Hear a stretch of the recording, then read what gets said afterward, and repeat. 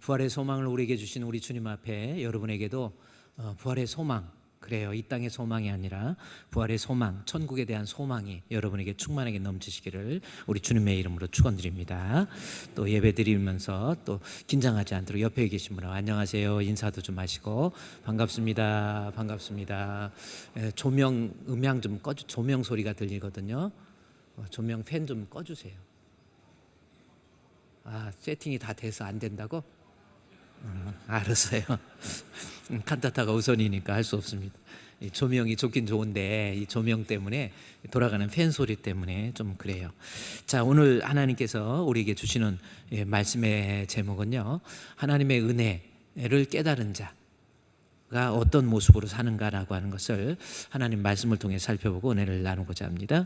자, 오늘은 이 부활주일 맞이해서 부활의 영광, 우리의 구원을 이루기 위해서 십자가에 못 박혀 죽으시고 부활하신 우리 주님 앞에 감사하고 찬양하고 영광을 돌리는 우리 부활주일입니다. 그래서 이 부활에 대해서 잘 설명된 이 말씀이 이 고린도전서 15장인데 여러분이 한번 잠깐 살펴보면요, 고린도전서 15장 1절 2절 이렇게 보면 우리의 구원에 대한 이야기가 나와요. 우리의 육신 다 끝나잖아요. 사람이 한번 죽는 것은 정하신 것이고 그 후에 심판이 있는데 그 심판 때 구원받는 사람, 어떤 사람이 구원받는가라고 하는 겁니다. 제가 아까 오전에도 얘기했지만 이 자리에도 구원받는 사람이 있고 구원받지 못하는 사람이 있어요. 육신이 전부 아닙니다. 보이는 건 잠깐입니다. 보이지 않는 세상이 또 있는 거예요. 뭐든지 그렇잖아요. 보이는 나무도 있고 보이지 않는 뿌리도 있잖아요. 보이는 어떤 육신적인 것도 있고 보이지 않는 내장도 있는 거예요.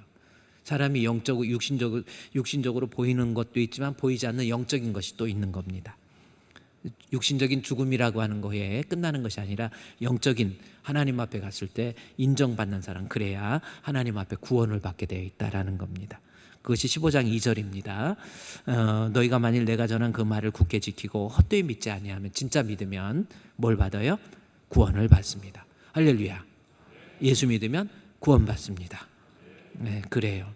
이게 얼마나 귀한 건데요. 그렇죠? 귀한 가치를 모르니까 그냥 그런가 보다 그러는 건데 이게 너무나도 귀한 거라는 거죠. 아프리카에서 선교하기 위해서 어떤 목사님이 갔더니 그 아프리카 그 강물 개울에서 조개를 잡더라는 거예요. 근데 조개를 잡는데 조개를 잡아가지고 이렇게 조개 살을 꺼낸 다음에 거기에 진주가 있는데 진주는 조개 혼이라고 해서 아프리카 사람들이 먹지 않고 그냥 이거는 조개 혼이야 기분 나빠하고 버려버리고 조개 살만 먹더라는 겁니다. 진짜 귀한 게 뭡니까?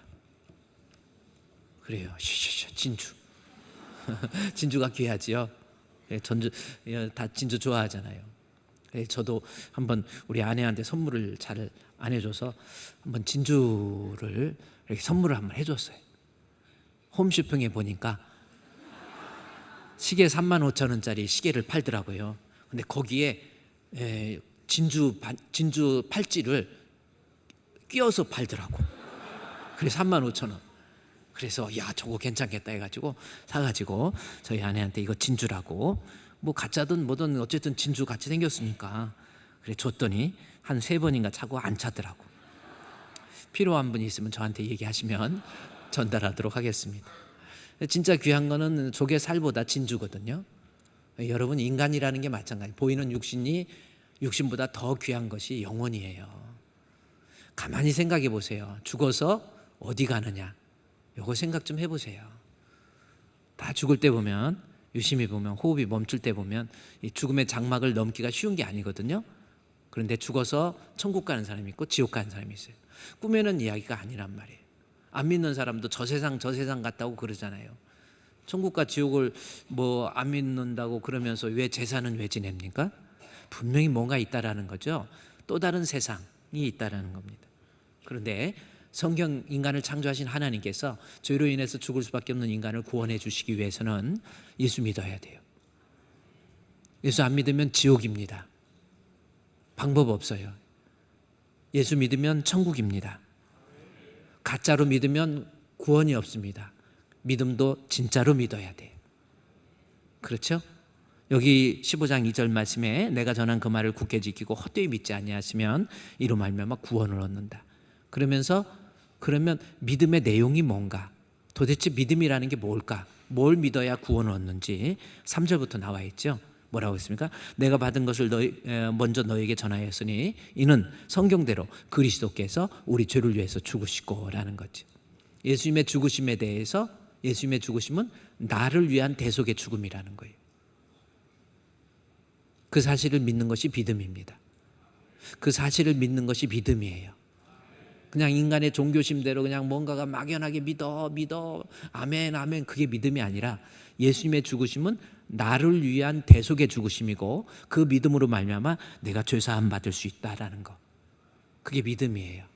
그래서 가짜 믿음 말고 진짜 믿음은 예수 믿는 믿음, 나를 위한 대속의 죽음이죠. 또 하나 4절 말씀에 장사 지낸 바 되셨다가 성경대로 사흘 만에 다시 살아나셨다라는 거죠. 예수님의 부활하심이에요.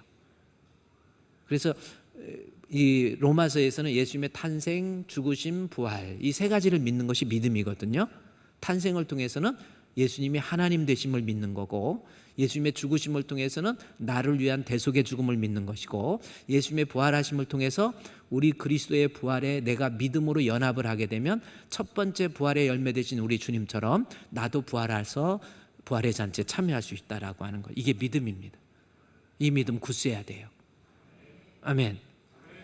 그래서 내가 예수 믿으면 하나님, 이 땅에 오신 예수님 하나님이신데 내 죄를 위해서 대신 죽으셔서 내 죄 문제가 해결되고 나는 죄인에서 의인 되었으며 예수님이 부활하고 승천하셔서 예수를 믿는 믿음 가지면 첫 번째 부활이 되신 우리 예수님께 연합돼서 나도 두 번째, 세 번째 차례대로 부활의 잔치에 참여한다라고 하는 것, 이것이 믿는 믿음입니다.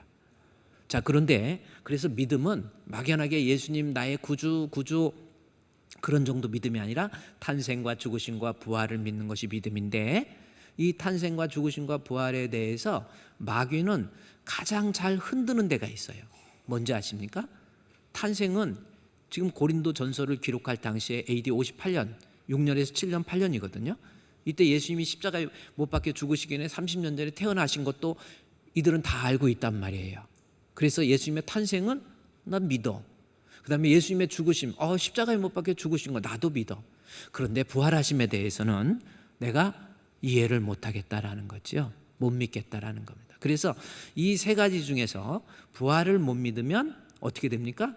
예수님의 죽으심도 의미가 없는 거예요. 죽음 없이 어떻게 부활이 있겠습니까? 다시 생각해 보세요. 부활을 안 믿는다. 그러면 예수님의 죽으심, 나를 위한 대속의 죽음도 안 믿는 거예요. 나를 위한 대속의 죽음을 안 믿으면 예수님의 탄생, 예수님의 하나님 되심도 안 믿는 겁니다. 그래서 우리가 예수 믿는다는 믿음 전체를 무너뜨리기에 가장 좋은 것은 눈에 보이지 않는 그야말로 합리적이고 이성적으로 설득해서 믿음에서 떠나게 하기 위한 가장 쉬운 방법은 예수 그리스도의 부활에 대해서 믿지 못하는 거예요. 안 믿게 하는 거예요. 제가 오전에도 얘기했잖아요. 과학적으로, 합리적으로 대단히 리저너블 하지 못하다. 그래서 이해 못하겠다. 그래서 안 믿는다. 또 하나는 이단에 의해서 예수님은 십자가에 못 박혀 죽으신 것이 아니고 그냥 기절하셨는데 갖다 밤에 그냥 도망하신 거야. 시체 도적설 혹은 기절설 여러 가지가 있습니다. 그래서 예수님의 부활에 대해서 탄생과 죽으심에 대해서는 이해하지만 부활은 도저히 못 믿어 해가지고 그걸 틈타고 와서 우리의 신앙을 전체를 다 무너뜨리는 거예요. 그래서 4절 말씀에서 예수님께서 죽으시고 부활하셨다라는 것을 이야기하고 난 다음에 바로 나오는 것이 5절, 6절, 7절 뭐가 나옵니까? 이제 증거, 부활의 확실한 증거가 뭐예요? 보는 거지요. 게바에게 보이시고 12제자에게와 그 후에 500의 형제에게 일시에 보이셨나니, 그 다음에 7절에 그 후에 야고보에게 보이셨으며 8절에 맨 나중에 만삭되지 못하여 난자 같은 내게도 보이셨느니라 라는 겁니다. 그러면 유대인들의 사상 중에서 정말 중요한 것이 오늘날도 마찬가지죠. 보는 것이 믿는 겁니다. Seeing is believing이라고 하는 거예요. 보면 믿는 거예요. 보는 것만큼 확실한 게 어디 있냐는 거죠. Seeing is believing. 조금 더 적극적으로 to 부정사를 써서 to see is to believe라고 하는 거. Seeing is believing이라고 하는 거예요. 그러니까 예수님께서 부활하신 거에 대해서 자꾸 회의심을 가지니까 거 봐라, 예수님이 부활하신 거에 대해서 본 사람이 있지 않느냐. 그래서 유대인들은 2명이면 증인이 되는데 15장 5절에서 게바라고 하는 베드로예요. 게바에게 보여주시고, 그 다음에 한 명이죠, 12제자에게 보여요. 그러면 13명이죠. 그 다음에 500의 형제에게 일시에 보여주셨는데 이것도 거짓이냐, 이런 거예요. 예수님의 부활하신 모습에 대해서 이해가 안 간다고 그러니까 과학적으로 분석이 아니라 너희들 눈으로 확인했지 않느냐. 500의 형제에게 일시에 보여주셨고 야고보에게도 보여주신 거예요. 그리고 마지막에 8절에 맨 나중에 만삭되지 못하여 난 자 같은 바울에게, 고린도 전서를 기록한 바울에게도 보여주신 거예요. 예수님의 부활하심에 대해서 흔들리지 않고 믿어야 우리가 그로 말미암아 15장 2절에 구원을 얻습니다. 부활을 안 믿으면 가짜 믿음이에요. 가짜는 효력이 안 나타나. 제가 언전에 일정간에 얘기했지만은 우리 중국에서는 요즘 막 가짜를 막 계란도 가짜로 만들더라고. 어떻게 계란 있잖아요. 어떻게 가짜로 만드는 게 돈이 더 들지 않나? 하여튼 우리 사람 그런 거 모른다 해가지고 막 만들어요. 계란도 가짜로 만들고 하여튼 웬만한 가짜. 여러분 마트에서 파는 있잖아요. 마트에서 하는 과자 있잖아요. 과자의 마트의 40%가 중국제입니다. 여러분 자식들한테, 자녀들한테, 새끼들한테 먹일 때 그 중국제, 쟤네들 과자 제조하는 과정을 보면 보통 심각한 게 아니에요. 막 장화 신고 가서 막 과자 같은 거 뭐 버무리고 급하면 거기다 내가 막 하여튼 그래. 그렇게 만들어서 정말 팔아갖고요. 봉투를 보면 똑같아. 한글로 썼어요. 뭐 과자 무슨 과자 이게 중국제인지 한국제인지 몰라. 여러분 마트에서 구별할 수 있는 방법이 뭔지 아세요? 뒤를 돌려보면 바코드가 있죠. 바코드에 88로 시작되면 한국제입니다. 근데 60부터 66, 67, 6 하여튼 69로까지 시작되면 그거는 중국제야. 혹시 과자 아까 뭐 하나 있던데 한번 봐봐. 들려보면 바코드가 있어요. 바코드에 6 하면 이건 100% 중국제입니다. 똑같아요. 이름 한글로 써갖고 그러기 때문에. 그래서 중국제 먹지 않도록 조심해요. 중국에는 워낙 가짜가 많아. 그래서 농사를 지으니까 씨앗값이 비싸가지고 어떤 사람이 씨앗을 사다가 배추를 쫙 심었대요. 열심히 노력해서 심었더니 안 나더래. 그러니까 왜 그런가 했더니 씨앗이 가짜요. 효력이 없어. 능력이 안 나타나. 그래가지고 아이 이거 안 되겠다 하고 나 1년 농사 망쳤어. 나 죽어버릴 거야 하고 광야에 들어가서 농약을 꿀꺽꿀 마셔서 안 죽어. 알고 봤더니 농약도 중국제예요. 가짜는 효력이 없어요. 여러분 오늘 교회 다니지만요, 우리 예수님의 탄생과 죽으심과 부활에 대해서 내가 진짜 합리적이고 과학적이고 안 믿어버리면요, 믿음의 결국 구원이 없어요. 그냥 폰만 잡고 다니는 거지. 그게 무슨 믿음입니까? 그래서 고린도 교회 성도들한테 못 믿겠다 하니까 막 보여준 거야. 야, 게바도 받고 그 다음에 12제자 받고 500의 형제 일시 받고 그리고 맨 나중에 만삭되지 못했던 나와 같은 자도 보여주셨어. 그러면서 부활의 확실성을 얘기합니다. 그 다음에 끌어가고 있는 말의 내용이 뭐예요? 부활의 확실성을 8절에 맨 나중에 만삭되지 못하여 난 자 같은 내게도 보이셨느니라. 그 다음에 9절에서 뭐라고 그럽니까? 나는 사도 중에 가장 작은 자라 하나님의 교회를 박해하였으므로 사도라 칭함을 감당하지 못할 자이다. 나는 박해자이야. 그런데 10절 말씀에 그러나 내가 나 된 것은 하나님의 은혜 나오죠. 그리고 내게 주신 그의 은혜 헛되지 않게 하려 내가 모든 사람보다 더 많이 수고하니 내가 한 것이 아니오 오직 나와 함께 하신 하나님의 은혜. 그래서 10절 말씀에 보면은 하나님, 늘 바울은 은혜에 찌들려 있었던 사람, 좀 표현이 그러네요. 은혜에 늘 충만한 사람, 은혜를 늘 깨닫고 있었던 사람, 바로 이 바울의 모습이었다라는 거지. 뭐예요? 나 같은 거 도저히 예수 믿을 사람 아니잖아요. 박해했던 자, 핍박자, 율법에 능통한 자, 구약의 유대교에 있었던 사람. 그런데 나 같은 것도 하나님이 선택해서 다메섹 도상에서 주님이 직접 현년 통해서 만나게 해주시고 그 다음에 나 같은 거에게 믿음을 주시다니, 하나님, 내가 나 된 거, 나 같은 것이 예수 믿게 된 거, 이거 다 하나님의 은혜로 된 겁니다. 여러분, 이 부활의 주일을 맞이해서요, 늘 은혜가 충만해서 은혜를 깨달을 줄 아는 사람 돼야 돼요. 내가 구원받게 되고 구원받을 수 있는 믿음을 가진 것이 하나님의 은혜. 근데 이것도 지금 바울이 고린도전서 15장 10절에서 은혜를 이야기할 때 은혜에서 말하고 싶은 것은 앞에 뒤에 내용을 보세요. 나의 나된 거. 그러니까 어떤 사람들은 뭐 지금까지 지내온 거 다 하나님의 모든 것이 은혜, 은혜, 은혜, 하나님 은혜. 그러니까 모든 것 다 은혜인데 지금 본문에서의 은혜는 뭔지 아세요? 앞에 구절, 나는 박해자야, 나는 핍박자야. 그럼에도 불구하고 나를 선택해서 예수님 알게 해주신, 믿음을 주신 거, 그거에 대한 은혜의 감격이 늘 충만했던 사람. 그래요. 은혜를 깨달은 사람이에요. 여러분은 어때요? 지금 이 부활주의를 맞이해서 내가 구원받게 된 거, 하나님의 은혜인 것을 깨닫고 있습니까? 한번 생각해 봐요. 깨닫고 있어요? 잘 모르겠죠? 그러면 깨닫고 있는지 안 깨닫고 있는지 확인 좀 해야 돼. 그리고 간탔다 해야 돼. 내가 정말 하나님 앞에 구원의 감격이 있는지, 그것도 없이 그냥 그런가 보다 이렇게 지내는지, 구원의 은혜를 깨달아야, 그러면 깨달은 사람이 열매가 나타나거든요. 깨달으면 열매가 나타나. 그러면 그 열매가 뭔지를 보면 내가 지금 구원의 감격 속에서 살고 있구나라는 것을 알 수 있다라는 거예요. 그러면 깨닫고 있는지, 구원의 은혜를 깨닫고 있는지 아닌지 열매를 보면 알 수 있다고 그랬는데 자, 한번 볼까요? 골로새서. 자, 골로 가보세요. 골로새서. 에빌 골데 딤디. 골로새서 1장에 가보세요. 1장 3절부터 6절까지 말씀 한 장짜리로 묶어보면, 자, 여기 나와 있어요. 이제 못 찾은 분들도 어쩔 수 없어요. 자, 깨달아야, 하나님의 은혜를 깨달으면 어떻게 되는가 하고 봤더니 1장 6절에 이 복음이 너희에게 이름에 너희가 듣고 참으로 은혜를, 그 다음에 뭐예요? 깨달은 날부터 그랬잖아요. 은혜를 깨달으니까 결과가 어떻게 돼요? 너희 중에서와 같이. 아니, 좀 읽어본 거 짜짜시 쳐다만 보지 말고 은혜를 깨달으면 어떻게 됩니까? 진짜 여러분 이거 점검해야 돼요. 내가 지금 하나님의 은혜의 감격, 구원의 감격에 있는지, 이 구원의 감격이 있는지 없는지 깨닫는. 그래서 이 복음은요, 이 복음이 너희에게 이름에 너희가 듣고 참으로 하나님의 은혜를 깨닫는 날부터 너희 중에서와 같이 또 온 천하에서도 열매를 맺게 돼 있다는. 그러니까 구원의 은혜를 깨닫고 있으면 열매가 있다니까요.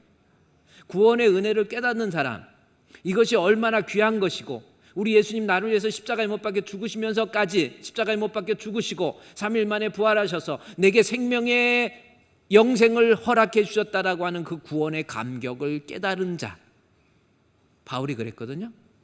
깨달으면 열매가 나타나요. 어느 곳에 있든지 열매가 많아요. 그럼 열매, 맺혀지는 열매. 그러니까 이 구원의 은혜를 깨닫지 못하는 이유는 말씀이 없어서 그래요. 그래서 이 복음이 너희에게 이름에 너희가 듣고, 그랬어요. 말씀을 듣고 우리 예수님이 우리의 생명의 주라고 하는 것을 깨닫게 되면, 할렐루야. 그래서 교회는요, 성경학교예요. 말씀이 제대로 선포되어서 그 말씀을 통해서 우리 예수님을 아는 거예요. 그래서 구원의 진리도 깨닫고, 그래서 말씀 들을 때 집중해서 잘 들어야 돼요. 그냥 넋 놓고 있지 마시고, 넋 빠지고 있지 말고.